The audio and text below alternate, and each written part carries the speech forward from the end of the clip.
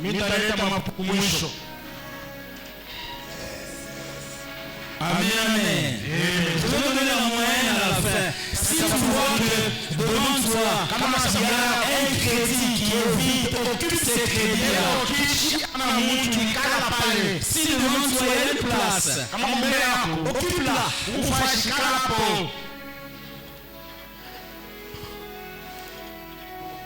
Amen. Amen, amen. Amen, amen. Nous bénissons le Seigneur cet après-midi parce qu'il nous a accordé une opportunité d'enseigner son Église. Nous bénissons aussi les hommes de Dieu, comme le pasteur, ainsi que le collège qui a porté choix sur nous, que nous soyons aussi parmi les orateurs pendant ces 30 jours. L'année de même, nous vous bénissons. Parce que vous êtes là et nous sommes là tous pour nous enseigner. Nous bénissons aussi ceux-là qui nous suivent en ligne.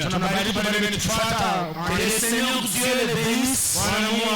Parce que ce n'est pas aussi facile de nous suivre. Amen, amen. Je suivais cet enseignement témoin. Le premier jour, quand papa a commencé, je suis en train de le suivre de loin. Et j'étais très content. J'ai suivi les deuxièmes orateurs. J'étais aussi très content. J'ai entendu, parce que cela je n'ai pas suivi en direct. J'ai demandé à deux personnes qui étaient présentes à la salle et qui m'ont expliqué tout ce qui a été fait. Mes frères et sœurs, vous savez ce que Dieu de vous ce soir, chacun de vous se replace là où Dieu l'avait mis. Le thème général de l'année, nous le connaissons tous. La vision irréversible. Chaque fois si je vais commencer, je pars de thème général. Cette vision irréversible, nous avons aussi des thèmes intermédiaires. C'est là que dernièrement on nous a parlé sur l'adhésion à la vision céleste. Alors dans ce thème-là, il a plu à l'homme de Dieu de nous donner un thème qui est tout à fait général pendant ce travail. Monter sur la montagne. Amen. Amen. Amen. Apporter du bois. Bâtissez la maison.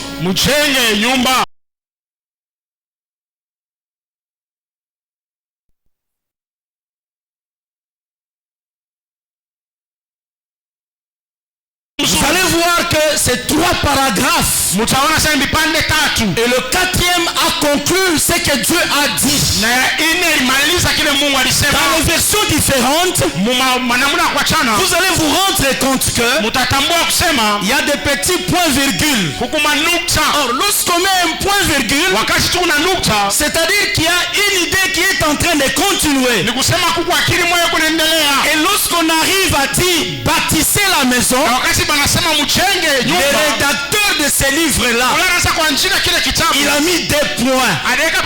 C'est-à-dire il commence à expliquer le contenu. Il a été dit dès le premier chapitre. Monter sur la montagne, apporter du bois, bâtissez la maison. Et je serai en joie. J'en aurai de la joie. Et je serai glorifié. Alors Dieu commence par la joie et finit par être glorifié. Amen, très fort. Ça c'est Agents chapitre 1er verset 8. Moi je ne commence pas avec le verset 8. Je commence avec le verset 1er. Dieu fait des observations. Il fait l'observation à toutes les nations à travers un prophète qu'on appelle Agé. Ce jeune prophète là a eu la vision de Dieu. l'avertissement de Dieu. alipata kukabesha hanja kwa Et Mungu. Dieu a fait un constat qui est Na général. Mungu alifanya matambulisho na kuya ya jumla. Amen, amen. Amen. Il leur dit, Akawaelezea, vous mangez, Mungu nakula, vous n'êtes pas rassasiés. amushibe, Vous vous vêtissez, Mungu navala, vous n'avez pas chaud. lakini mna kifukutu. Vous travaillez, Mungu natumika, vous n'avez pas un bon salaire. anamilipa mzuri. Quand vous lisez tous ces versets-là, Wakati mnasoma na mausomi yote, à un moment, wakati mmoja Dieu commence à donner les lignes de conduite. Mungu anaweza kuleta namna kutembea. Comment est-ce que les personnes pouvaient se retrouver dans l'état où Dieu veut? Namna gani wale watu wanataka kujikuta muhali na Et c'est ainsi que pour remédier à cette situation, vile njoo kujibia kwa ile mambo, il leur dit, akawaelezea et cette fois-là, ile mara c'est un ordre, ilikuwa agizo dans un mode impératif, ile wanakankamisha au temps présent. ile ya pale pale. Dites Amen. Amen. Dites Amen. Sema amina. Ceux qui ont fait la grammaire, Bale balifunda grammaire, ceux qui ont fait la langue de Molière, bale balifunda Molière. lorsqu'on dit monter sur la montagne, Wakati wanasema pandeni pa mulima, nous sommes dans un mode impératif. tuko mtango wa kukankamisha. Et cela a été conjugué au temps présent. Na ile balisema ni paka pale. On donne de l'ordre, Sasa wanaleta on agizo, donne un commandement. wanaleta amri, Monter, pandeni. c'est-à-dire que tu veux ou pas, Ni kusema utaki au tu usitaki. dois monter. Wewe inabidi upande. Premier devoir. Kazi ya kwanza. Deuxième devoir, Kazi ya pili, lorsque vous êtes sur la montagne, wakati upa mulima, apportez du bois. mulete mambao. La Bible dit, Biblia inasema apportez du bois. mulete mambao. La Bible n'est pas dit, Biblia iseme apportez des bois. musilete mambao. Ce qui veut dire que Kusema toute personne mtu wote qui montera sur la montagne atapanda pa mulima est capable anakuwa na kimbo d'amener un seul bois. kuleta mbao moja. J'aime que vous me compreniez. Mimi napenda munyelewe. Je vais aller lentement. Mimi tenda pole pole. Amen, amen. Amen. Amen, amen. Amen. Lorsque Dieu appelle quelqu'un, Wakati Mungu anaita mtu, il est contraint à pouvoir accomplir une mission. yanamkankamisha timiza kazi moja. Il négocie pas avec lui. Yasipatane naye. Dites amen. Amen. Dites amen. Amen. Il lui dit, Anamwelezea montez sur la montagne. pandeni pa mulima. Et quand il lui dit cela, Na wakati anasema c'est vile, dans une forme plurielle. inakuwa ya bantu bote. Il oblige tout le monde Inakankamisha bantu bote. qui se plaignait parmi les peuples Wale baraza kunonanona kati ya taifa. de monter, Bapande de chacun na kila mmoja amène du bois. alete mbao. Et l'objectif de ces bois, Kifukuzo yake ile c'est mbao bâtir la maison. ni kujenga nyumba. La Bible dit, Biblia inasema bâtir la maison, jenga nyumba, non pas rebâtir la maison. hapana kuchengulula nyumba. Vous avez les Bibles? Est-ce que vous pouvez lire ces versets-là? Mnaweza Moi, nasoma. j'aime que vous le lisez. Mimi napenda muisome. Agé chapitre 1er. Agano sura yake ya kwanza. Lisez seulement le verset 8, vous allez comprendre. Msome avec mstari moi. wake wa 8 mtaelewa pamoja na mimi. Madame, est-ce que vous pouvez nous lire ça? Mama Vanessa mnaweza tusomea hili. En même temps, vous allez ajouter Na pale mtongeza Proverbe chapitre 26, Mezali sura yake ya 26 au verset 20 à 21. mstari wake wa 22 na 21. Et le dernier verset, c'est Hébreux 6, Na usome wa mwisho ni Waebrania sura yake ya 6 verset 10. mstari wake wa 10. On arrête là-bas. Tunashimamia pale. Les restes, nous allons donner après. Ile inabakia ataleta muifuatayo. Merci Seigneur. Agé 1er, le verset 8, nous lisons au nom de Jésus. Montez sur la montagne, apportez du bois et bâtissez la maison. J'en aurai de la joie et je serai glorifié, dit l'Éternel. Proverbe 26, Mezali sura yake ya 26 verset 20. mstari wake wa 22. Proverbe 26, 20. Faute de bois, le feu s'éteint. Et quand il n'y a point de rapporteur, la querelle s'apaise. Hébreux 6, 10. Waebrania sura yake ya 6 mstari wake wa 10.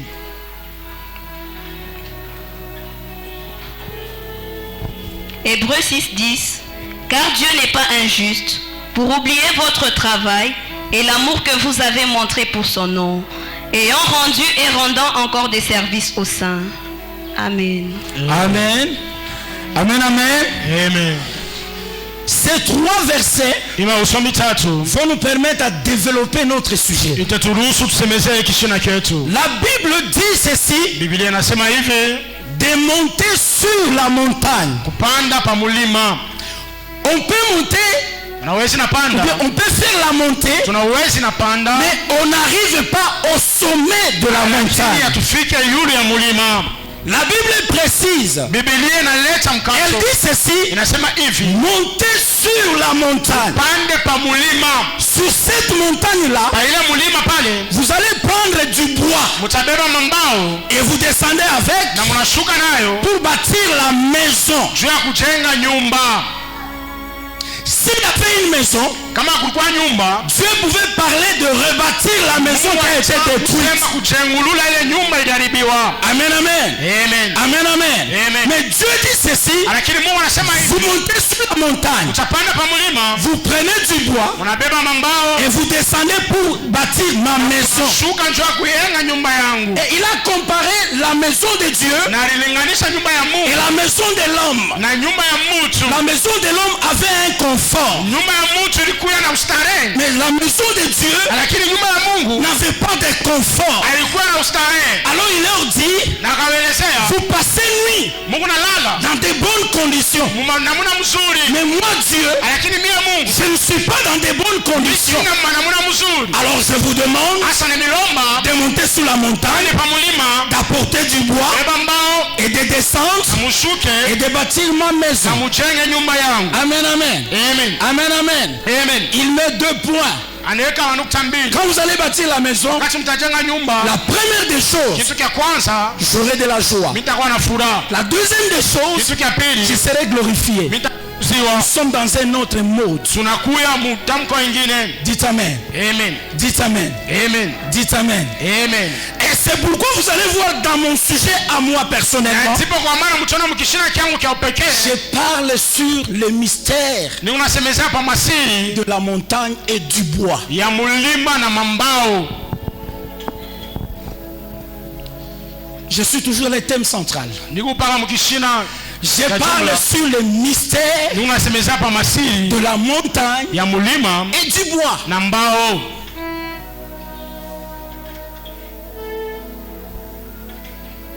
La première des choses, nous devons connaître Kitu cha kwanza kile inabidi tujue, quelle différence y a-t-il entre achanisho gani le iko bois, kati ya mbao, l'arbre muchi et la branche. na kipande cha muchi. Dieu dans ses précisions, il dit, Mungu mkujua kwake anasema montez sur la montagne, pande pa mulima apportez-moi du bois. mulete mbao, Mais Dieu n'a pas dit, lakini Mungu ashikuseme montez sur la montagne, pande pa mulima apportez-moi un arbre. munilete muchi. Alléluia. Amen. Amen, amen. Amen. Ce sont des termes différents. Inakuwa matamko mbili ya Ce kuachana. sont des concepts différents. Inakuwa matamko mbili ya Il y kuachana. a une différence entre Kunakuwa tofauti le kati bois, ya mbao, la planche, kipande cha muchi, l'arbre muchi et les branches. na michi C'est tout à fait différent. binachana.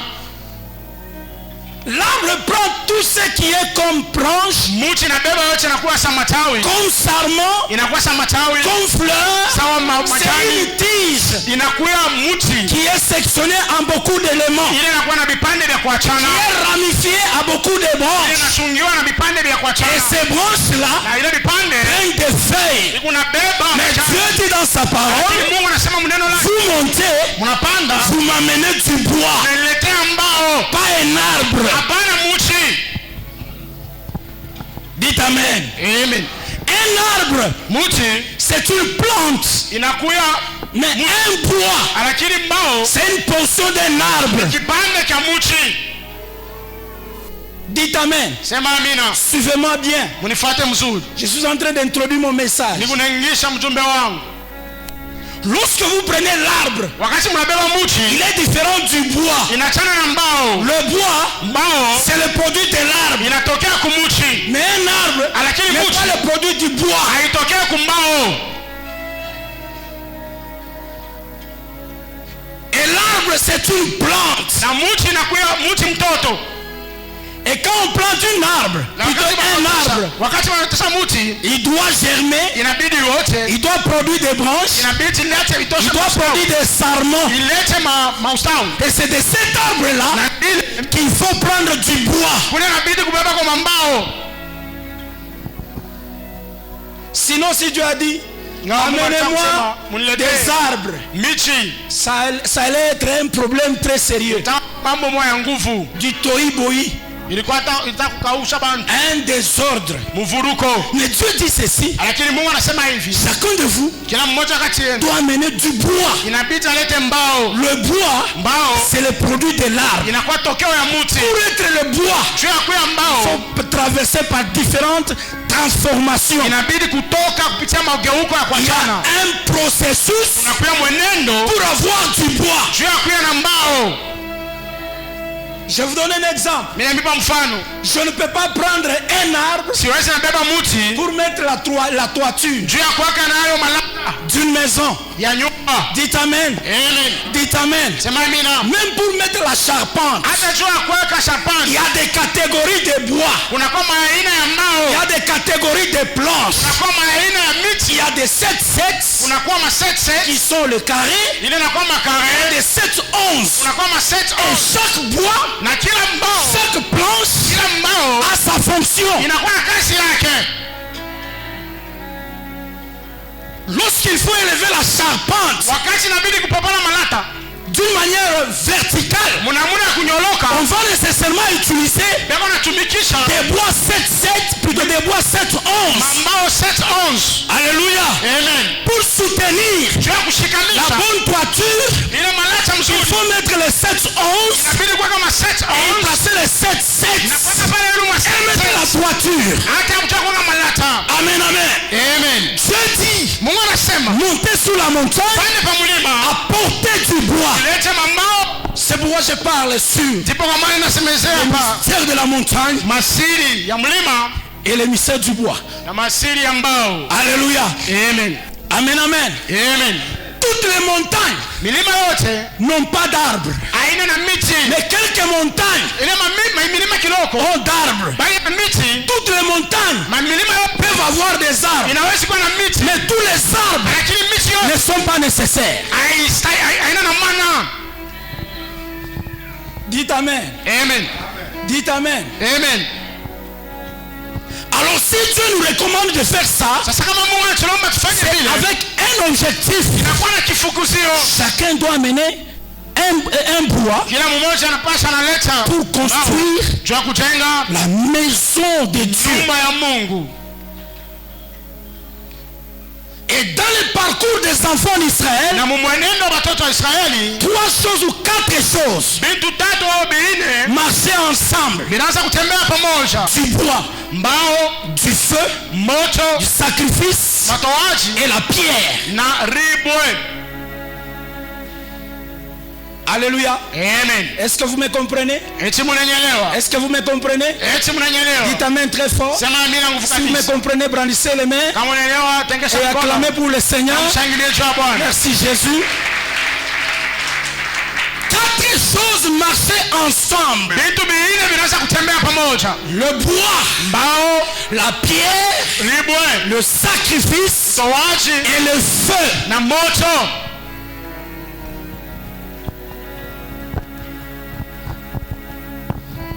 Le feu Moto était de 2 manières. ilikuwa namna Il mbili. y avait le feu de Dieu, Ilikuwa moto ya il y avait Mungu aussi le feu artificiel na moto ile bantu que l'on peut balifunga. porter, Ile banaweza na on beba, peut partir avec. ile banaweza na tembea Ceux qui nayo, ont fait l'histoire, ile nafanya hadithi. il y avait un temps qu'on appelait un âge de pierre taillée. Wakati nasabalika miaka ya maribu ya À partir kutongola, du pierre taillée, kupitia maribu ya vous pouvez kutongola créer du feu. munaweza na umma Ceux qui moto. étaient des scouts, Pale balikuwa wa school, quand ils se trouvent dans la brousse, wakati wanachikuta mpode, des fois on n'avait pas d'allumettes, maana ingine tulikuwa na mais on malimeti, avait la possibilité, lakini tulikuwa na uwezaji à partir du bois, kupitia mbao créer du feu.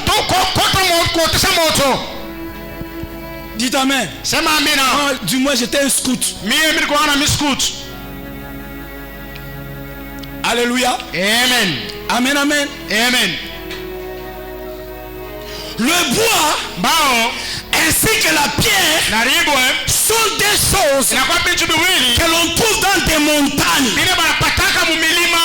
Alléluia. Amen. Sont des choses Vitu viwili qui n'étaient pas au milieu de la société. bila vikukue kati ya Dieu watu. a obligé aux enfants d'Israël Akakamisha watoto wa Israeli d'aller dans les montagnes, bende mu milima de chercher du bois, ya kutafuta mbao, de chercher de la pierre. kutafuta maibwe.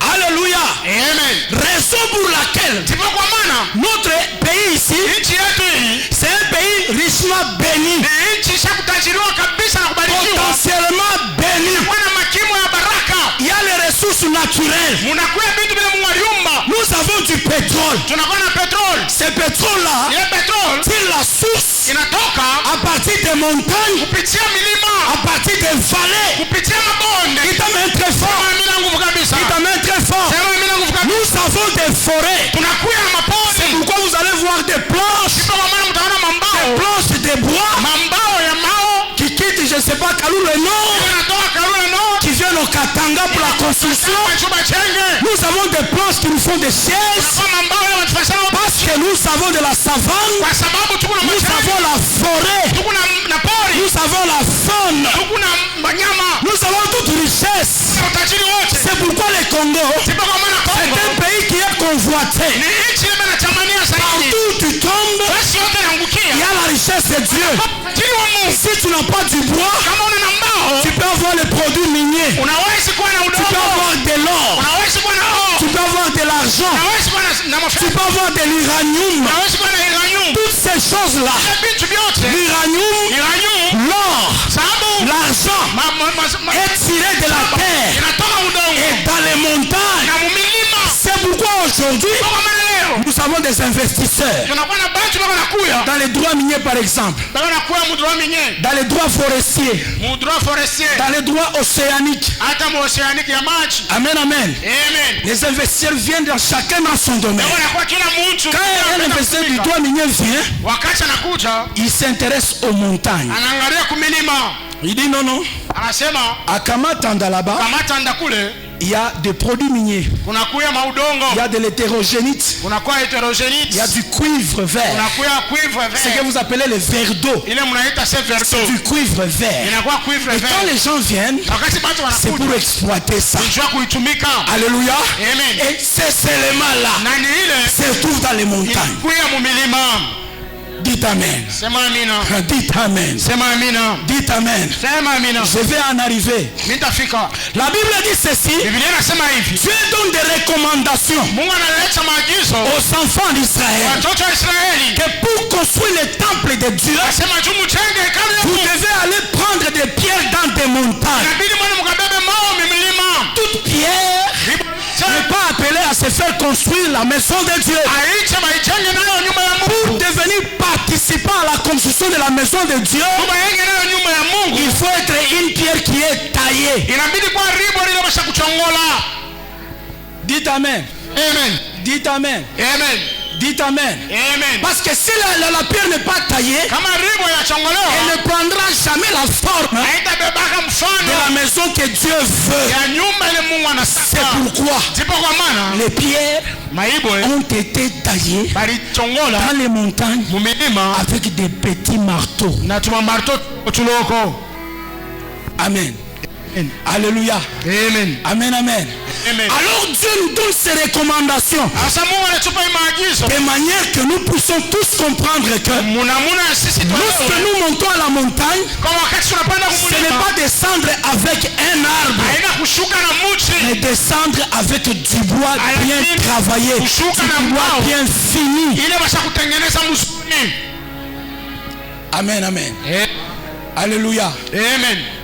Si du moins nous sommes en brousse, Kama tunakuwa nous pouvons couper quelques branches de l'arbre tunaweza nakata vipande ya muti et nous fabriquer une hutte, na tunajenga kanyumba paillote, kama yani. n'est-ce pas? Amen. Amen, amen. Amen. Ceux-là qui ont de champs, Bale banakuwa na mashamba, ceux-là qui ont des fermes, bale banakuwa na maferme, lorsqu'ils veulent avoir une petite hutte, wakati wanapenda kujenga kanyumba ils ne tiennent pas de la forme abahesabie de la mfano planche.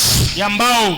Alléluia. Amen. L'essentiel, c'est avoir une planche, Ya maana nilikuwa tuna kipande cha mchi créer des trous, kufanya tumantundu fixer les 4 planches kuweka ile miti et ile alors mettre de la toiture en chaume na bandeka majani pour avoir de l'ombre. juu ya kuya na kakimvuli kakulalia. Amen, amen. Amen. Amen, amen. Amen. Amen, amen. Amen. Pour ceux-là qui sont au village, Bale wanakuwa kijiji, pour ceux-là qui sont en brousse, bale wanakuwa mpori. c'est tout à fait normal de construire dans cet état-là. Inawezekana bajenge muile hali. Dites amen. Sema amina. L'église de Dieu Lakini doit kanisa ya être Mungu construite avec des précisions, inabidi jengewe na mahakikisho des pierres taillées ile ya maibo washa et kuchongola du bois travaillé. na mambao ile basha kutumika. Le bois ne doit pas avoir des écorces. Mbao ibidi kuwa na makanda. Le bois doit avoir la forme Mbao inabidi kuwa na mfano nzuri pour répondre aux critères juu ya kujibia justement de la construction. makanuni ya majengo. C'est pourquoi Dieu, dans sa souveraineté,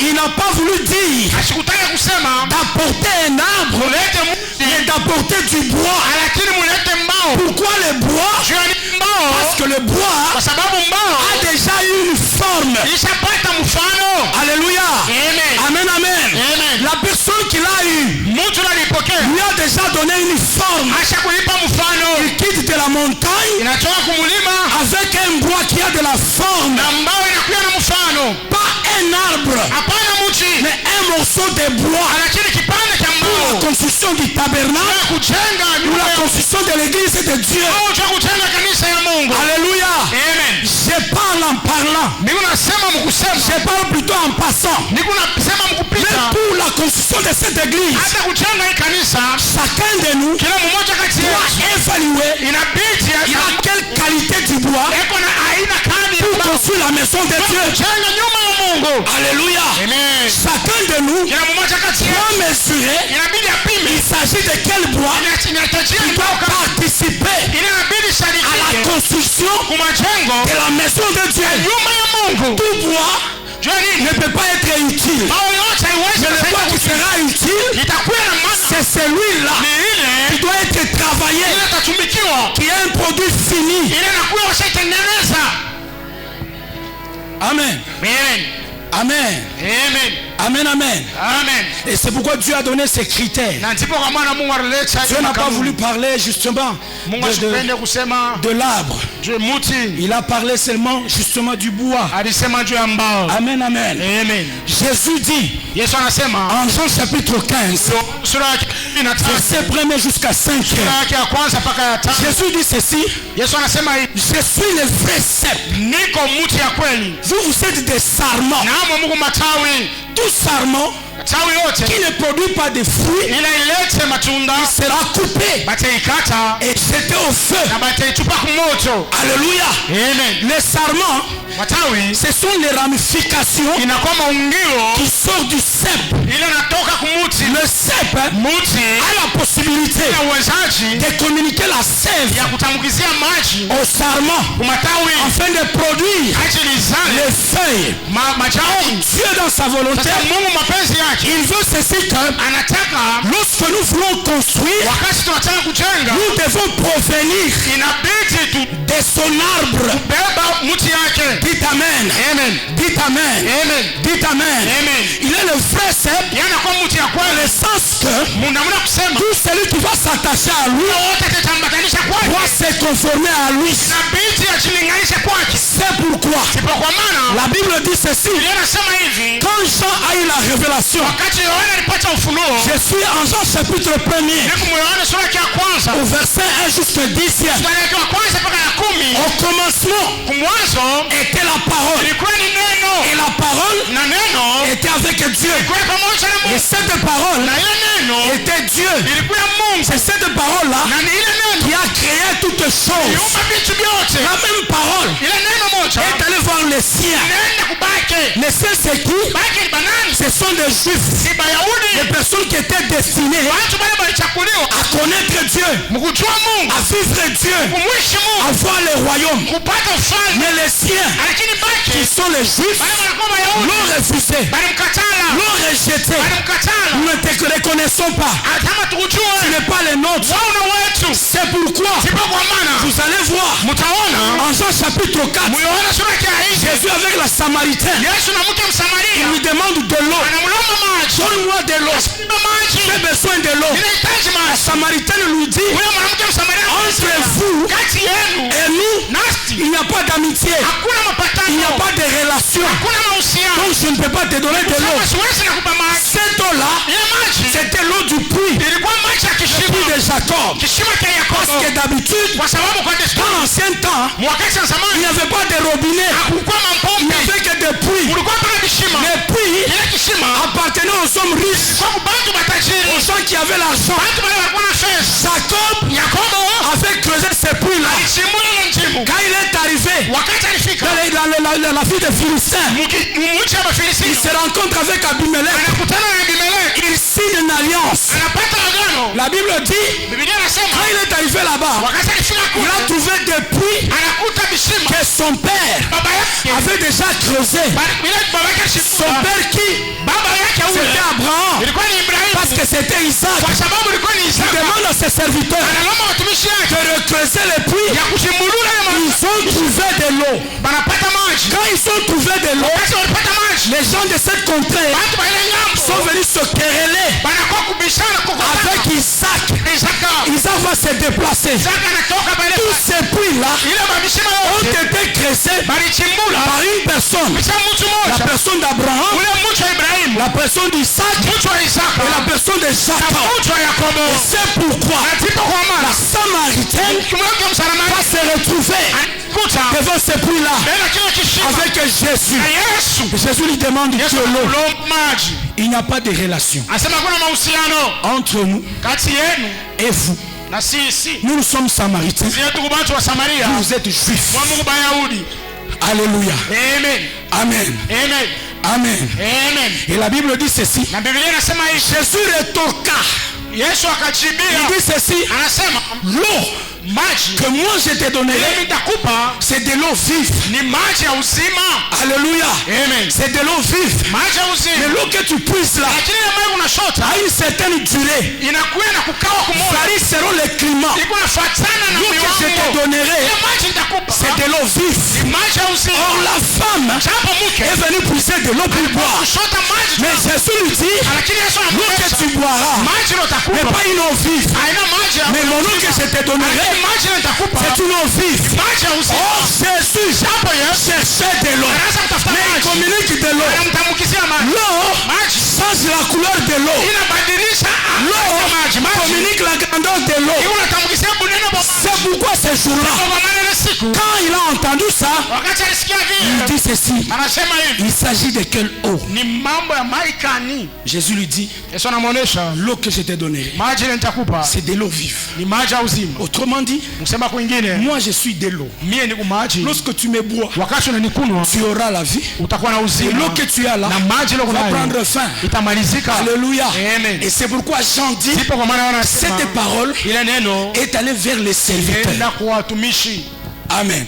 amen Amen. amen Amen. amen Et les gens, les serviteurs, c'est qui? na bantu baba nchini bana Ce sont les nations. inakuwa mataifa Quand la Bible parle des nations, wakati Biblia inasemeza mataifa ce sont des gens qui ballottent par-ci et par-là. ni bantu bale bena yumba yumba C'est un mélange inakuwa de mchango la population. ya mataifa C'est un mélange de pays. mchango wa mainchi La Bible dit ceci. inasema hivi Ces gens-là bale bantu qui ont reçu la parole, bale balipokea neno la même parole ile neno leur moja a donné le pouvoir kabapa uwezo de devenir enfants de Dieu. ya kuwa bana ba Mungu Est-ce que tu peux dire Amen? tunaweza nasema Est-ce que amina tu peux dire Amen très fort? tunaweza nasema amina Tu peux dire Amen très fort. tunaweza nasema amina nguvu Je suis en face des élèves niko mbele ya wafundaji qui sont en 6e des wale humanités, wanakuwa msizimu des qui humanités sont en 5e des humanités, wanakuwa cinquième des qui humanités sont en première médecine. niko mbreme médecine Lorsqu'ils étudient la reproduction par bouturage, niko na funda la kuzala reproduction par greffage, ile banasema greffage c'est une reproduction. inakuwa reproduction C'est-à-dire on prend un arbre, ni kusema anabeba muchi on prend une autre arbre, banabeba muchi ingine on coupe, anakata on ouvre banafungula notre arbre muchi ile ingine qui a de la sève. ile inakuwa na On maji prend le bois là, anabeba ile muchi on le force banaingisha là on a coupé, kule walifungula ce qu'on a foncé là-bas hiyo baliweka mule doit commencer à produire inabidi isale parce que kwa sababu il est greffé banaichomeka au sève de l'arbre. kumuti ya mti. Toi qui as cru le Seigneur, Wewe unaamini Bwana, tu étais une nation. ulikuwa taifa, À cause de Jésus, ajili ya Yesu il change ta vie. unabadilisha maisha Tu n'es yako. plus une nation. Wewe unachana Tu taifa, es devenu un juif. unakuwa Myahudi, Tu es devenu un héritier unakuwa mrithi au royaume de Dieu. ufalme wa Mungu. C'est pourquoi Paul dit ceci. Kwa maana Paulo anasema Nous hivi, sommes les co-héritiers, sisi tuko warithi tous avec le Seigneur Jésus. wote pamoja na Bwana Yesu. C'est-à-dire quoi? Kusema nini? D'autres héritiers, Kama kuwa warithi il wengine, associe d'autres héritiers. wanachama kwa warithi S'il y a wengine. des juifs Kama kuwa qui Wayahudi, vont hériter le royaume, wale watarithi même nous qui ufalme. ne sommes pas juifs, Hata sisi tuna Wayahudi, parce que nous avons cru le Seigneur, sababu tunaamini ndani ya nous Bwana. allons hériter le royaume de Dieu Tarithi ufalme wa Mungu. comme eux. Sawa, Nous sommes tous sisi wote des co-héritiers. tuko warithi. Dites Amen. Sema amina. Dites Amen. Sema amina. Dites Amen. Sema amina. Dites Amen. Sema amina. L'arbre donc question Mti ile tunasemezea ne peut pas provenir haiwezi natokea de n'importe quel arbre. fasi yoyote, Vient de la montagne. unatoka kumulima. Oh, c'est dans les montagnes Kwa milima où Dieu se trouve. mule Mungu anajikuta. Alléluia. Amen. Amen, amen. Amen. L'arbre, le bois qu'on parle là, Ile mbao tunasemezea c'est du bois de Jésus. ni mbao ya Yesu. Jésus est notre arbre Yesu anakuwa mti yetu. auquel nous tirons du bois Kule tunatosha mbao pour venir construire sa maison. kwa kujenga hekalu yake. Amen, amen. Amen. Amen, amen. Amen. C'est pourquoi la Bible dit, Kwa maana Biblia inasema Job 14 dit ceci, Ayubu 10 au verset 7 à 9, 7 na 9 il dit ceci, anasema hivi, l'arbre mti a de l'espérance inakuwa na tumaini lorsqu'on le coupe wakati wanakata et son tronc na kipande chake tombe dans la terre. inaanguka muudongo. Pendant qu'il tombe dans la terre, Wakati inaanguka muudongo, bien qu'on l'a coupé là, wakati balikata pale, ses racines ile mizizi sont yake encore enfoncées dans la terre. itaingia tena muudongo. Lorsque la poussière va le couvrir, Wakati vumbi itaifinika, il va reverdir. itavala. Quand il va reverdir, Wakati itapata tena il uzima, va produire encore des rejetons. itazala tena machipuko. Après avoir produit des rejetons, Kisha kuzala machipuko, il doit produire des fruits. itazala matunda. Mon frère et ma soeur, Ndugu na tu dada, es un arbre, huku mti toi tu es un bois unakuwa qui mbao provient de Jésus. ile inatoka kwa Yesu. Même si on coupe l'arbre, Hata kama anakata on ne mti, coupe pas sa souche. abakate chemchemu yake, souche-là, ile chemchemu c'est yake la personne de Jésus. inakuwa mti wa Yesu. Même s'il y a des espoirs, Hata kama kuku parce que matumaini, la souche est dans la kwa terre, sababu mizizi que kumuudongo, la souche est ravitaillée dans la kwa terre, sababu mizizi unapata lorsque la poussière va la couvrir, wakati ile mvumbi itaifinika, elle va reverdir. Je vais te dire ceci, itakuonesha hivi, même si les gens te fassent des sermons, hata kama watu wanakuzimisha, Dieu des arbres, Mungu wa miti, Dieu du bois, Mungu wa mbao va te ressusciter, atakufufua, va te donner des rejetons, atakupa machipuko, parce que ses racines kwa sababu mizizi sont encore enfoncées dans la poussière. chini ya udongo. Mes frères et sœurs, Ndugu na dada, je ne suis pas n'importe quel bois, nishi na mbao yoyote, je suis le bois de la montagne, mbao wa mlima, je suis le bois de la montagne, mbao unatoka et kumlima dans la montagne, na mumilima, c'est là où Dieu nikula Mungu a choisi des gens, alichagua watu, a choisi des serviteurs, alichagua watumishi, a choisi des enfants de Dieu. alichagua watoto wa Mungu. Dites Amen. Sema amina, Dites Amen. sema Vous amina. savez, quand nous montons la montagne, Unajua wakati unapanda kumulima, nous arrivons à la montagne. unafika kumulima, À un certain moment, wakati moja dans la dimension divine, mwajua ya Mungu, vous vous retrouvez emporté par Dieu unadodoa na Mungu et vous fait voyager. na nimsafirisha. Dites Amen. Sema amina, Dites Amen. sema amina, Dites Amen. sema amina. Que signifient ces montagnes-là? Ni nini inamaanisha ile mamilima? La montagne signifie Mulima inamaanisha un endroit de surnaturel. fasi ya bintu ya kiroho. Ah, je me rappelle. Ninakumbuka Dans l'une des prédications du pasteur, mhubiri ya mchungaji il avait parlé sur les surnaturels. alisemezea hapa vitu vya kiroho. Amen, amen. Amen, Amen, amen. amen. Lorsqu'on parle de surnaturel, Wakati tunasemezea vitu vya kiroho, c'est ce qui est extraordinaire. ndio inakuwa ya masajabu, C'est ce qui est surhumain. ni ile inapita bumuntu, Ce qui dépasse l'entendement de l'homme. ile inapita uelevu wa umuntu. Alléluia. Amen, Amen, amen. amen. Ce n'est pas n'importe quelle montagne Aina mulima yoyote upate où on peut avoir du bois. kule unaweza napata mbao Dans le surnaturel, inakuwa ni mbingu ya kiroho où il y a le bois pour construire la maison de Dieu. Mungu mambao cha kujenga hekalu ya Mungu. Alléluia.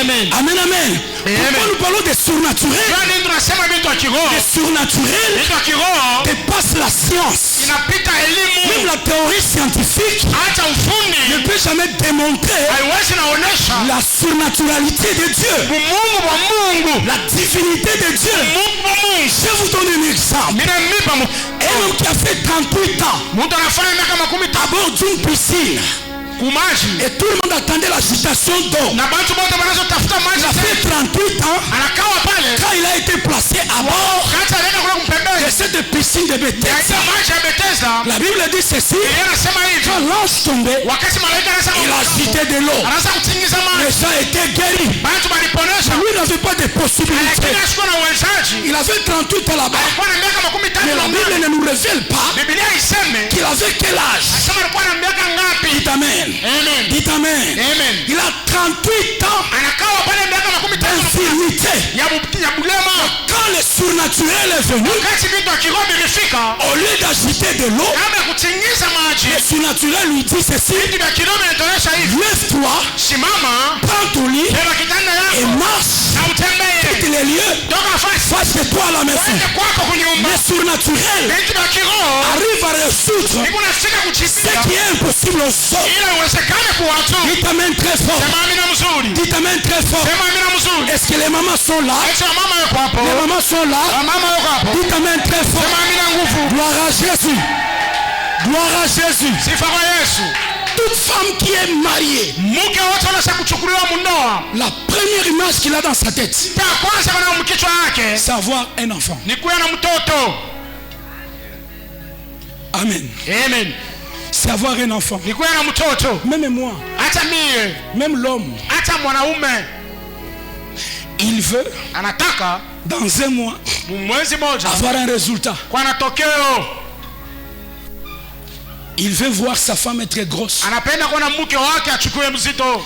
Et les membres de famille Na bamemba wa mjamaa calculent les mois. banaanza kubalula miezi. Surtout nos parents, Zaidi wazazi, nos grandes sœurs, badada yetu, nos belles-mères. bale Surtout nos basemeki yetu, belles-mères, nos belles-sœurs. basemeki yetu. Les beaux-frères s'en foutent un peu. Hein? Wa ndugu ya bwana Les beaux-pères disent que bon, ça va arriver. Hein? tafika loai. Mais les deux personnes là, Lakini bale bantu wawili quand ils commencent à vous parler, wakati banaanza contre kuangalishisha, leur belle-fille, banaanza kuangalishisha leur belle-sœur, bibi wa ça ndugu devient un yako, problème. inakuwa mambo. Alléluia. Amen. Alléluia. Amen. Et c'est un problème. Inakuwa mambo. Même si c'est l'homme qui a un défaut, Hata kama mtu ça anakuwa nakosa devient, ça mwanaume, devient la belle-sœur. inakuwa ni ndugu wa Elle bwana. ne mérite pas Asistahili avoir ya kuya cet homme comme son mari. na bwana sa bwana yake. Amen. Amen. Mais dans la Bible, Lakini il y mbiblia a un homme qu'on appelait Abraham. huku mtu balita Ibrahim À 40 ans, Dieu l'appelle. na miaka 40 Mungu anamuita. Il n'avait jamais eu un enfant. Ashikuwa na mtoto hata mmoja.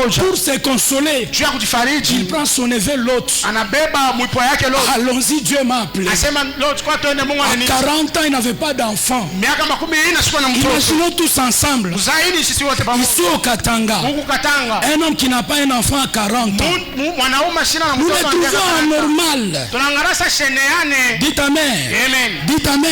Amen. Mais quand vous allez à Kinshasa, Lakini wakati unaenda kupishasa. ils vivent à l'Europe. Iko ena ishi C'est-à-dire kwa à 40 ans, c'est bien. hata 40 ans. Je peux avoir un enfant à 45 ans. Unaweza kuwa na Même à 50 ans. hata 50 Mais ans. ici au Katanga, ce n'est pas le Huku cas. Katanga ina ile mambo. Quand vous allez chez nous au Kasaï, Wakati unaenda kwetu Kasai. Kasaï ici, Huku Kasai. donc l'enfant qui se respecte, Sasa mtoto na c'est l'enfant de 17 ans. ni mtoto wa Tu 17 peux ans. avoir une femme de 15 Anakuwa na ans. bibi na Tu batoto. peux avoir un enfant à 19 Anaweza ans. kuwa na batoto na miaka 19. Alléluia. Amen. Ce n'est pas le cas chez les Bakongo. Twende kubako. Ce n'est pas le cas chez les Chinois, les Kinois. Haina mambo moja moja kubaki. Amen, amen. Amen. Amen, amen. Amen. Et je vais vous dire une chose. Temeleza kitu kimoja. Abraham avait 40 ans. Ibrahimu alikuwa na miaka Il 10. n'avait pas d'enfant. Anashukua na mwana. Il était dans sa famille. Alikuwa mjamaa yake. Dieu l'appelle. Mungu anamuita. Et sa femme aussi. Na mke wake. Comme Abraham avait 40 ans. Sasa vile Ibrahimu alikuwa na La miaka différence 10. entre Abraham et Sarah, c'était de 10 ans. Ilikuwa ni 10 ans de Sarah avait 30 ans. Yalikuwa na 30 ans. Une femme qui n'a pas un enfant, une femme de 30 ans. Mke wa 30 unapata shida na C'est un mtoto. problème dans la famille. Inakuwa ni mambo mjamaa, C'est un problème dans la société.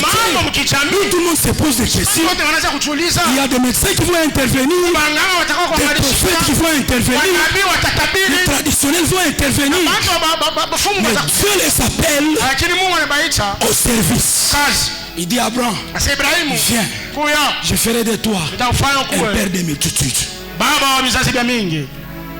Dites Amen. Sema amina, Dites Amen. sema amina, Dites Amen. sema amina, Dites Amen. sema amina. Abraham a compris Ibrahimu anaelewa le surnaturel de Dieu. vitu vya kiroho vya Mungu. Dieu lui dit, Mungu anamuonesha tu seras un père de multitudes. atakuwa baba wa Il mankundi. est sorti. Anatoka Mes frères et sœurs, bandugu na à badala l'âge de 90 ans, miaka ya 10 l'ange vient.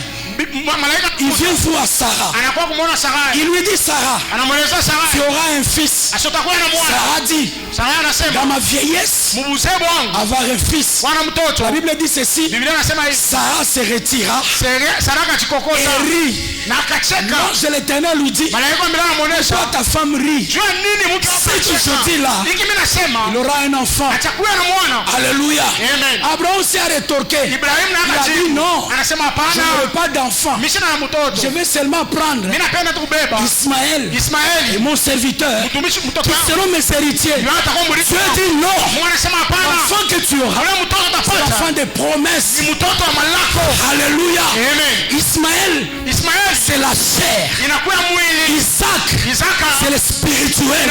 mambo ya kiroho. Dites Amen très fort. Sema mimi na nguvu, Il entre dans le surnaturel. anaingia mkiroho. Sarah Sarai avait déjà fait alikuwa kufanya ce qu'on appelle ile manaita des doubles ménopauses. menopause mara mbili. Dites Amen. Sema amina, Dites Amen. sema amina. Ça se calcule Banakuwa à inahesabika partir de 45 ans kuanzia na miaka 40 jusqu'à 50 ans, mpaka 50 même 55 hata ans. 55. Avec la nouvelle technologie, Lakini na ufundi wa sasa avec ce que nous sommes en train de vivre, na vile tuko naishi avec la biophysique, na biophysique, vous allez comprendre aujourd'hui, utaelewa kusema la leo ménopause commence même à 40 ans. menopause kunaanza hata na 40, Alléluia. Amen. Elle commence même à, tôt, même à 38 ans. kunaanza hata na 35 Et ans. la ménopause, c'est quoi? Sa menopause ni nini? C'est l'arrêt total Inakuwa kukatika des manières de reproduction ya namuna ya kuzala d'un enfant. ya mtoto.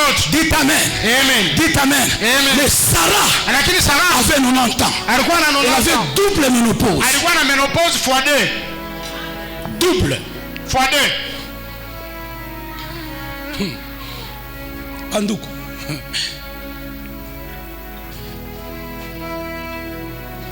J'ai toujours dit, Nasemaka paka Dieu ne déçoit personne. Mungu asipatishaje mtu haya. Dites Amen.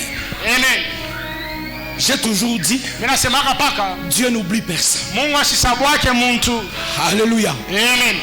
Il y a des gens qui paraphrasent, qui disent, Kuko bantu wanafuatilisha wanasema le silence de Dieu kana kimya kwa Mungu ne signifie pas qu'il est absent. hayamaanisha sasa sina hapo, Et l'absence de Dieu na kukosa kuwa ne hapa kwa signifie Mungu pas qu'il n'existe pas. hayamaanisha sema ya shishi. Dites Amen. Amen. Acclamons pour le Seigneur. Shangilia tu Bwana. Je te dis ce soir, Ninakuelezea magharibi, les dieux qui arrivent à la deuxième ménopause a la possibilité menopause ya pili de pouvoir te kwa donner le surnaturel. ya kukupa bintu ya kiroho. Alléluia. Amen. Pendant cette prière, Maombi tu auras quelque chose utapokea kitu de surnaturel sur ta propre vie. na maisha yako, Ce que ton père n'a pas fait, ile baba yako sikufanya le surnaturel ya kiroho va le faire. ataifanya. Quelle que soit Ingawa la déception upotosha de ce monde, ya hii dunia, le surnaturel kitu ya kiroho a la possibilité ya kimo de changer ton identité. kubadilisha anwani yako. Alléluia. Amen. Alléluia. Amen. La Bible dit, Biblia inasema dans la terre où vous serez, udongo ule dans le mtakuta, pays que vous serez, nchi ile mtakuwa, il n'y aura pas ni femme stérile, hamtakuwa mke ni mtasa femme qui avorte. au mke anapomona mimba. L'avortement Kupomona mimba ne signifie pas que hayamaanisha tu kusema tomberas en ménopause. kama utakosa kuzala. C'est une phase de vie. Inakuwa kipande cha maisha, Mais je te dis, lakini nakuonesha là où c'est sec, pale panakuwa pakavu, Le surnaturel Vitu vya kiroho crée la source. inaumba chemchemu. Là où il n'y a pas de fécondité, Wala kuna le uzao. surnaturel Vitu vya kiroho ravitaille la fécondité. inaleta uzao. Dieu ne faillit jamais. Mungu asishindwake Les kamwe. promesses de Dieu ne pourrissent jamais. Mambo ya Mungu hilo zake. Il a dit ceci: Alisema hivi, soyez féconds, muzale, multipliez-vous. jijumlishe. Même si tu t'es marié Hata kama unaolewa à l'âge de 40 ans, na 40 ans, à l'âge de 30 ans, hata na 30 à ans, l'âge de 45 ans, hata à 45, l'âge de 50 ans, hata na même de 50, 60 ans. hata 60.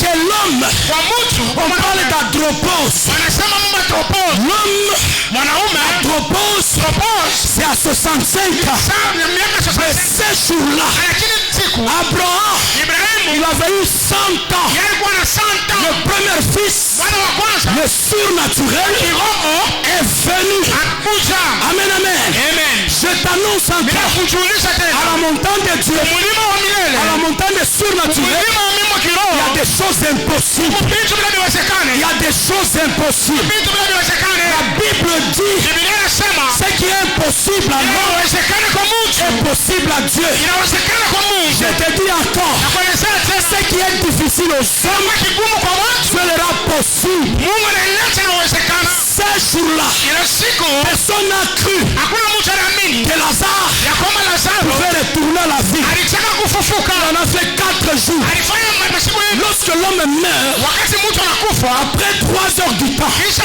masaa s'il n'est pas embaumé, kama ya mamupanga il commence à pourrir. poza Les intestins commencent à donner une mauvaise odeur. vitu vya mtumbo vinaanza Le kunuka mbaya. lendemain, Na sio il fatia, faut aller jeter ses cadavres. inabidi kwenda kutupa ile Il mwili. y a des gens qu'on a jetés Huko watu washakutupa pendant beaucoup de temps.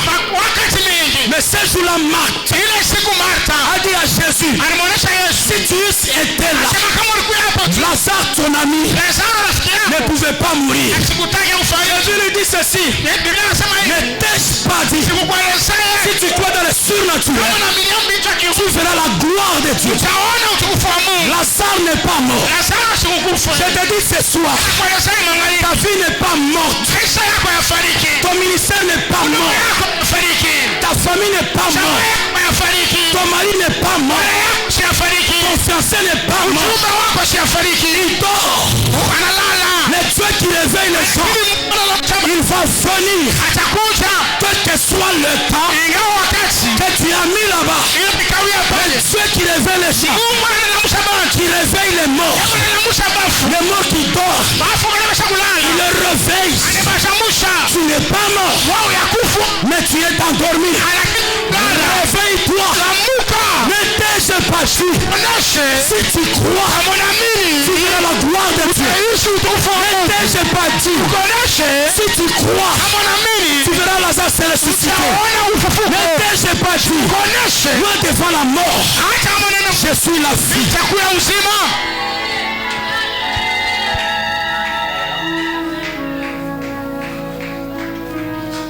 Ta réussite là, Uwezaji wako, tes affaires biashara yako ne sont pas mortes, hayakufa, c'est endormi, ishalala, c'est quelque part, ni fasi moja, c'est conservé. basa kuichunga. Et cette résurrection Na ile ufufuko n'attend pas n'importe qui, haichunga mtu wowote, attend la personne ni unachunga mtu de Jésus. wa Yesu. Même si tu as fait 10 ans, Hata kama tu unafanya n'as pas eu d'enfant. hauna na watoto, Même si tu as fait 10 ans, hata kama unafanya tu n'as pas eu les boulots. wao upate kazi, Même si tu as fait 10 ans, hata unafanya nini dans la société, on mkijamii ne t'a pas élevé à une promotion. hawakupandisha cheo. Je te dis, Bila le kuelezea surnaturel, cha kiroho, là à la montagne, hata umlima il a la réponse kuna jibu à ta propre vie. kwa mambo yako. La Bible dit ceci, Biblia inasema hivi, rien n'est impossible. hakuna kitu À kinamshinda notre Dieu, Mungu wetu. à l'âge de 90 ans, Miaka 90 il a eu un bébé, alipata bebe, un joli bébé, mbebe mzuri qui a consolé sa vie. alifariji maisha Que yake. le surnaturel vient,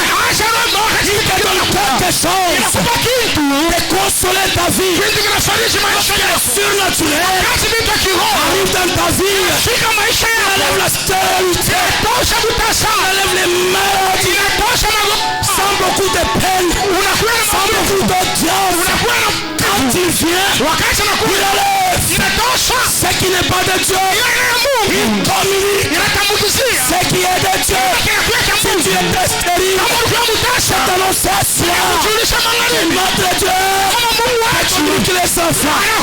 Si tu étais chômeur, ce soir, le surnaturel purifie les travaux. Mama Sama. Oh. Jésus, il est capable.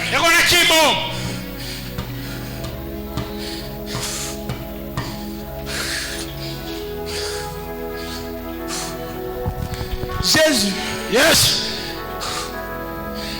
il est capable. Il est capable. Il est capable. Alléluia. Jésus est capable.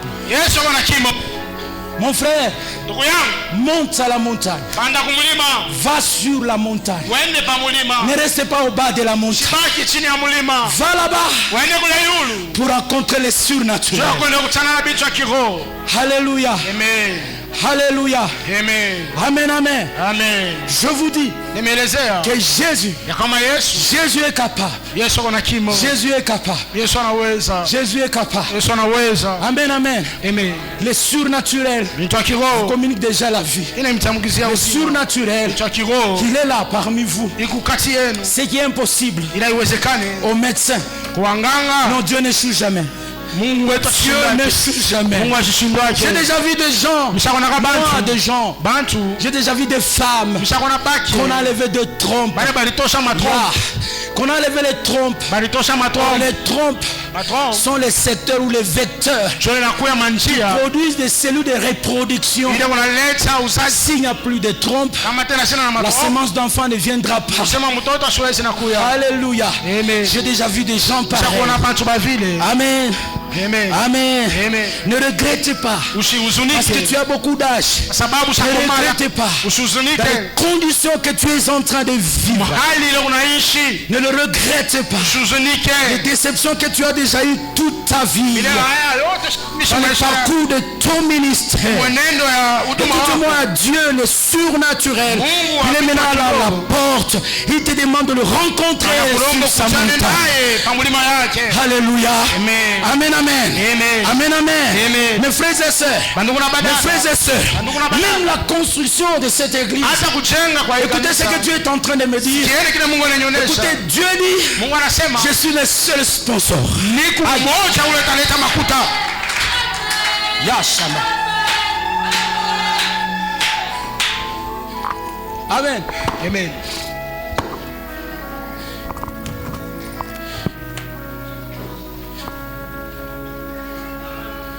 Oh yes.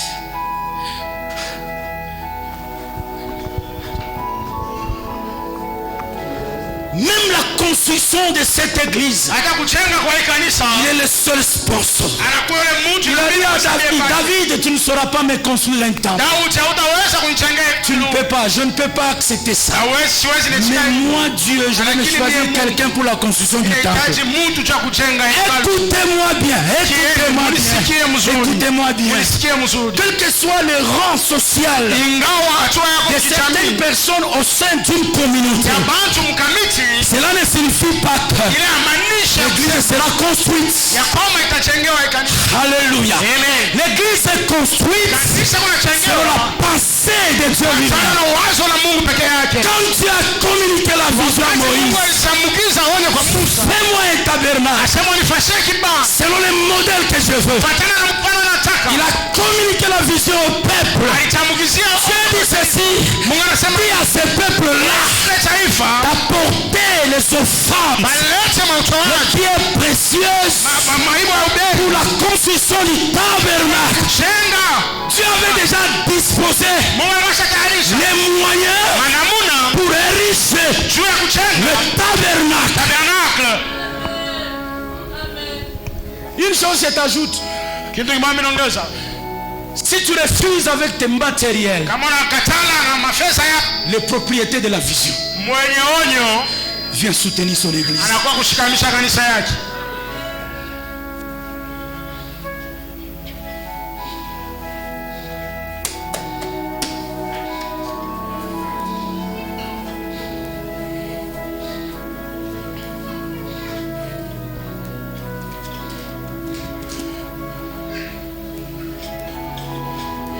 il n'y a que les surnaturels qui peut nous aider. Dites Amen. Dites Amen. Vous savez, Jésus était dans le temple un jour. Quand les gens faisaient de l'offrande, la Bible dit ici, Jésus était assis, il était devant. Quand il était devant, il regardait tous ceux qui faisaient des offrandes. Amen. Amen. De tous ceux-là qui ont fait des offrandes, de tout ce monde-là, la Bible n'a pas comptabilisé les nombres. Une seule personne que Jésus a dit, c'est là la pauvre, c'est celle-là qui fait de bonnes offrandes. C'est pourquoi je vous ai dit en passant, il faut évaluer la valeur du bois. Et quand même vous venez à l'église faire vos offrandes, vous devez chercher la valeur de ce bois par rapport à Dieu et par rapport à votre vie. Dites Amen. Amen. Dites Amen. Amen. Dites Amen. Amen. Vous savez que à l'époque, pour construire les tabernacles ou les temples, les appels des offrandes ne se faisaient jamais tous les jours. Vous êtes au courant? Dites Amen. Amen. Dites Amen. Amen. Ça se faisait une seule fois. C'est-à-dire que quand les visionnaires parlent, Dieu accompagne sa parole. Et les gens comprennent la vision. Les gens viennent donner selon la disponibilité de leur cœur. Parce que il y a des gens qui jusqu'alors sont dans l'église, mais ne sont pas du bois. Pour la construction du temple, il reste intact. Je veux que nous prions le Seigneur. Nous nous tenons debout. Nous nous tenons debout.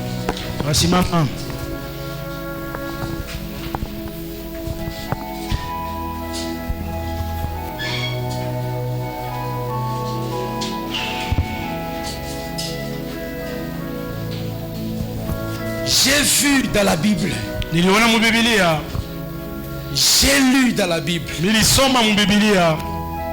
Une femme qui avait perte du sang pendant 12 ans.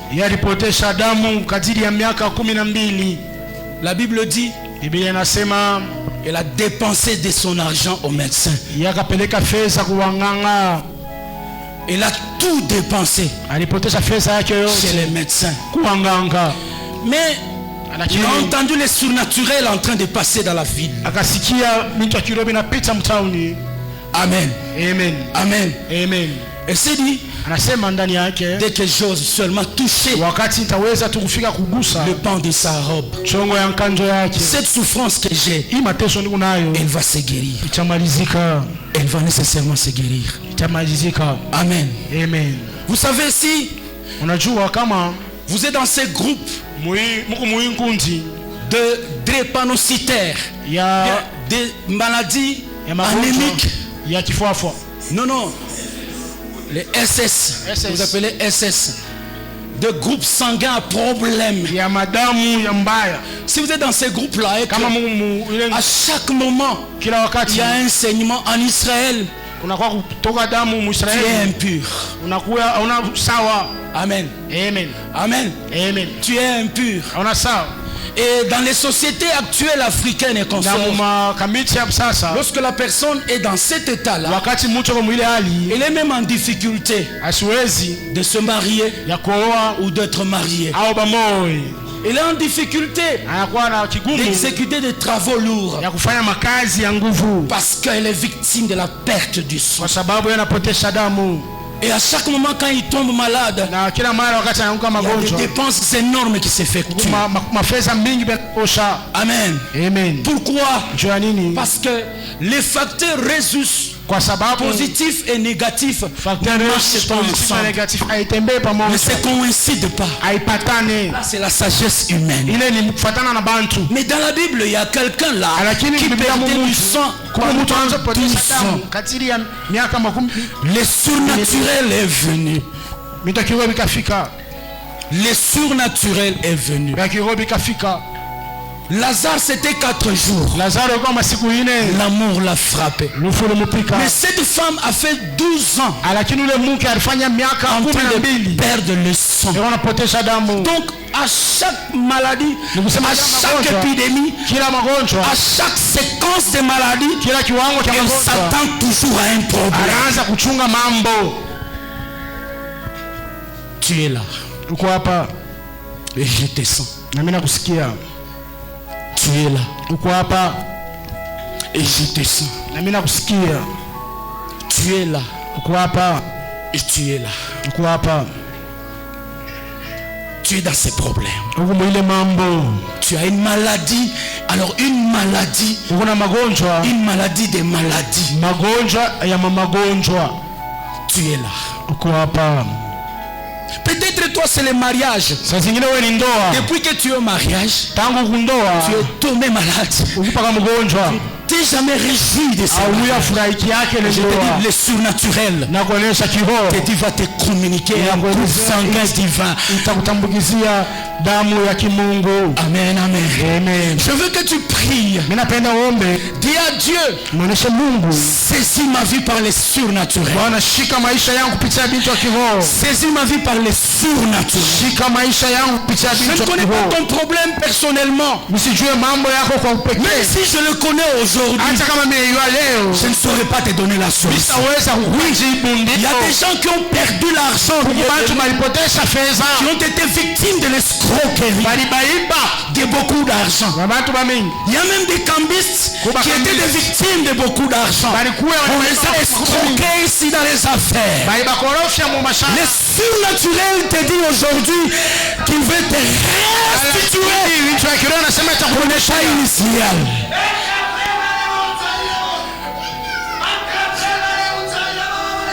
Je veux que tu entres à prière. Surnaturel de toucher là où ça ne marchait pas et qui te communique la vie. Surnaturel dans ton foyer. Tu as un enfant qui ne marche pas.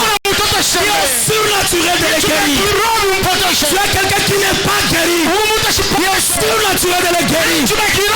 Parce que c'est un Dieu qui est capable de tout. Prions. Tu acclames les mains. Oh Jésus. Oh Jésus. Jésus,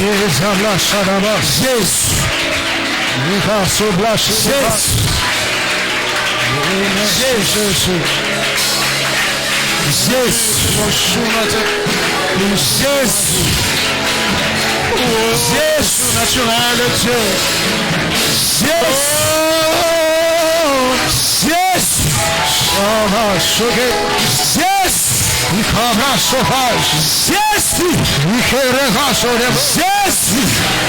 Le surnaturel touche le cœur des gens. Le surnaturel marche sur le naturel. Le surnaturel marche sur la vie des gens. Le surnaturel touche le cœur. Le surnaturel.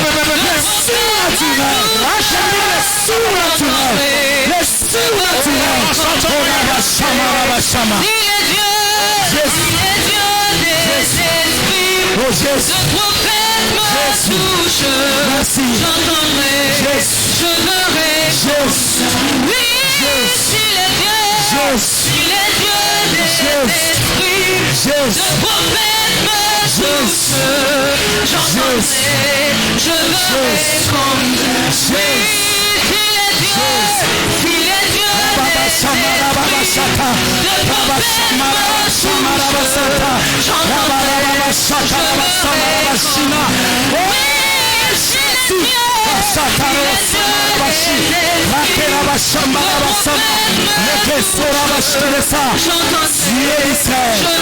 merci Seigneur. Merci Jésus.